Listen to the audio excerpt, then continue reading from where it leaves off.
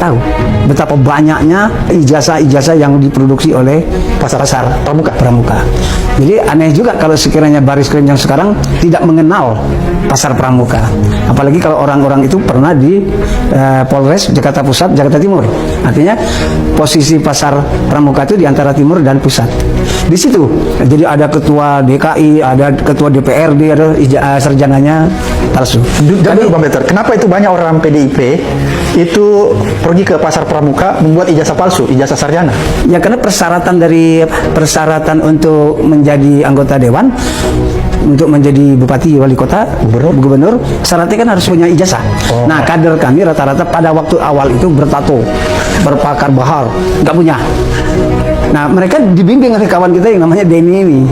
Nah, Denny inilah yang mencari di mana orang-orang yang mampu, ahli untuk membuat ijazah.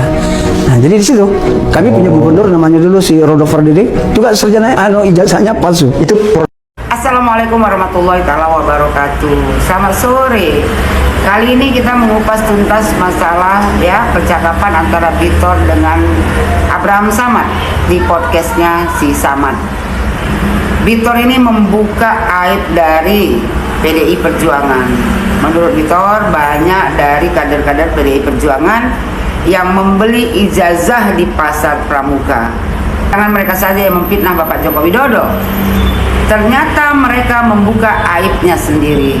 Ya, kata si Victor kan sebelumnya itu bahwasanya banyak dari kader PDI Perjuangan yang mau menjadi anggota DPR, mau menjadi bupati, wali kota dan gubernur, mereka memakai ijazah palsu, ya kan? Jadi Samad pun bertanya memang ke Victor, banyak orang PDI itu pergi ke pasar pramuka membuat ijazah palsu, ijazah sarjana. Victor mengiyakan, iya kata Victor, karena persyaratan untuk menjadi anggota dewan, untuk menjadi bupati, wali kota, gubernur, syaratnya kan harus punya ijazah. Nah, kader kami rata-rata pada waktu awal itu bertato. Kader PDI itu dulu katanya waktu awal-awal waktu reformasi itu banyak yang bertato. Banyak yang pakai akar bahar. Kalian tahu nggak akar bahar? Karena ada gelang akar bahar. Jadi sebenarnya dia mau membilangkan si Victor ini bahwasanya dulu banyak kader PDI Perjuangan ini adalah preman. Ya kan?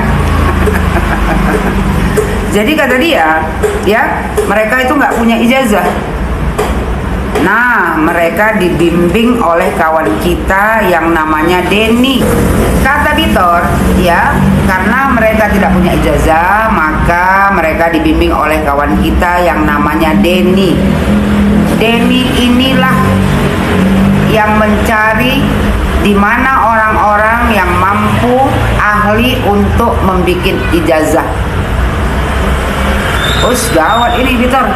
Nanti kena marah mak ketum kau. Yakin aku. Victor, thank you ya Victor. Secara tidak sengaja kau membuka aib dari PDI Perjuangan. Ya Victor semangat Victor, bongkar lagi. Pokoknya kau Victor aja kau dibikin mak benteng. Yakin lah kau.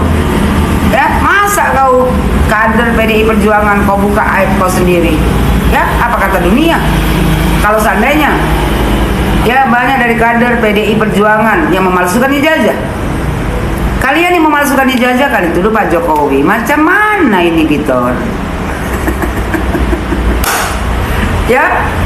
Kata si Victor.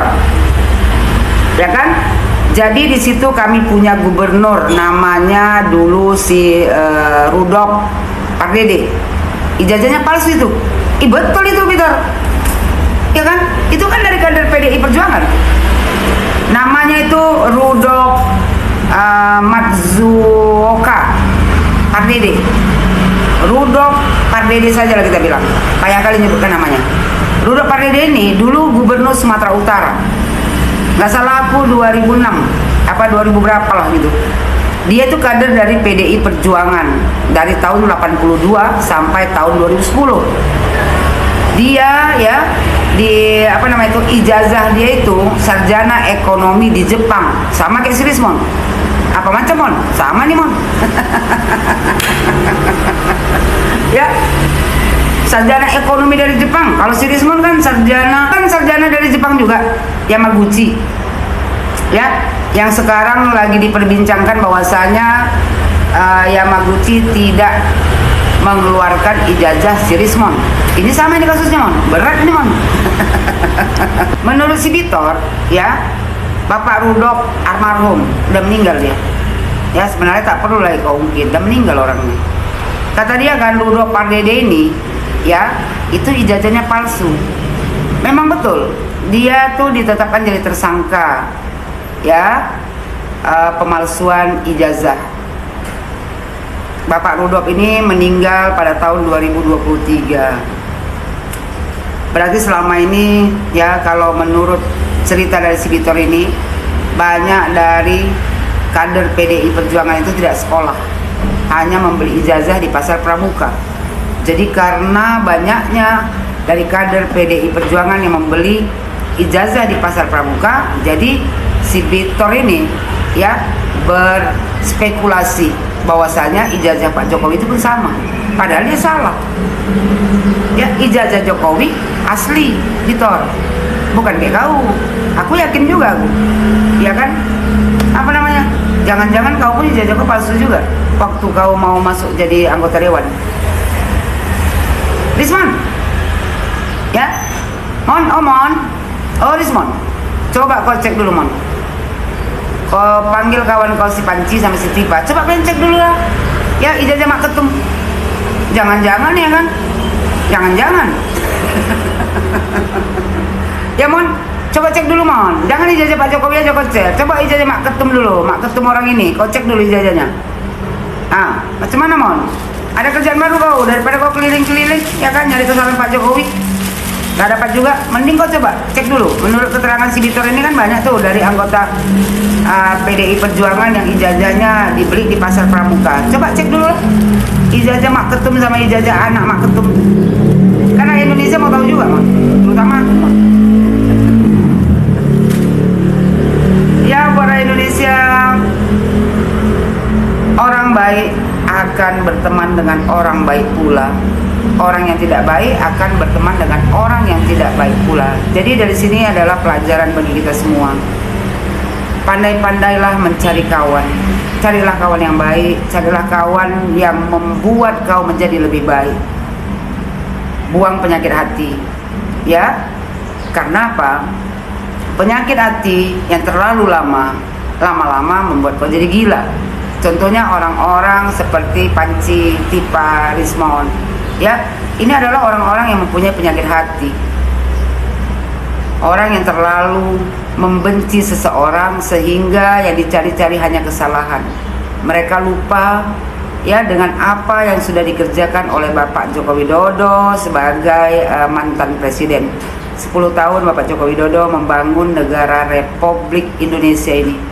Joko Widodo, ya, bagi saya pribadi adalah presiden pertama yang begitu dekat sama rakyatnya.